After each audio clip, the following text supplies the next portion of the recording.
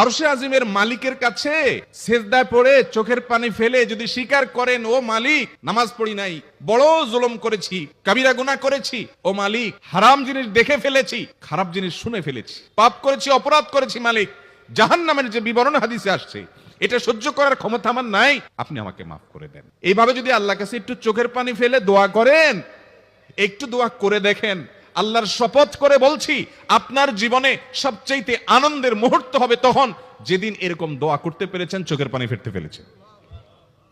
দুনিয়ার মানুষের কাছে ছোট হলে মানুষের মনটা সংকীর্ণ হয়, ছোট হয়, মানুষ অপমান বোধ করে, খারাপ লাগে। মালিকের কাছে যদি কেউ মাপ চায়, চোখের পানি ফেলে ইস্তেগফার করে, ছোট হয়, তাহলে তার অন্তরে আরো আনন্দ অনুভব হয়। সালহাতু সঙ্গে বুদি দিল খরাশ, আজমোদে এক জামানা খাকে বাস। পাথর হয়ে বহুকাল ছিলে ভাই, কিছু কালের জন্য একটু মাটি হওয়া আসো, একটু মাটি হয়ে দেখো।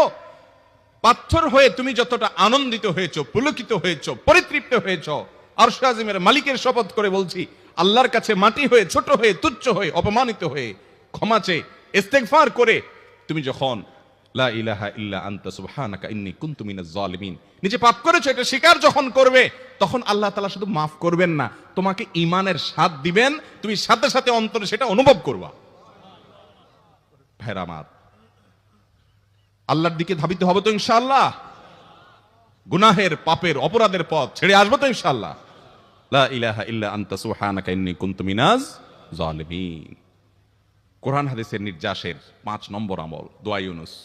নবীজি সাল্লাল্লাহু আলাইহি সাল্লাম বলেছেন, আমার ভাই ইউনুস আলাইহিস সালাম, তিনি আল্লাহর কাছে এটা পড়ে যেরকম বিপদ থেকে রক্ষা পেয়ে গেছেন, তোমরা আমার ভাই ইউনুস আলাইহিস সালামের দোয়াটা বেশি বেশি পড়বা, ওইটাকে তোমরা আঁকড়ে ধরবা, তোমাদেরকে আল্লাহ তাআলা উদ্ধার করবেন। আল্লাহ কোরআনে ওয়াদা করেছেন, ওয়া কাযালিকা নুনজিল মুমিনিন, এভাবে আমি ইমানদারদেরকে রক্ষা করব।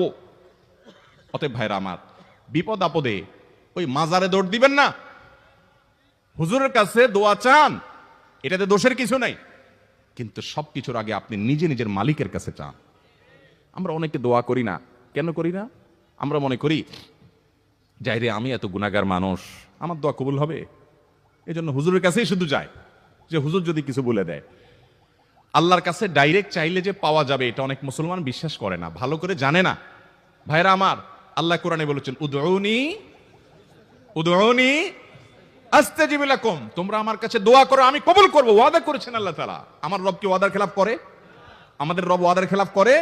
ইন্নাহু লা ইউখলিফুল মিআদ, তিনি ওয়াদার খেলাফ করেন না। তিনি বলেছেন তোমরা দোয়া করো, হালাল বক্ষণ থাকে, যদি হালাল উপার্জন যদি থাকে,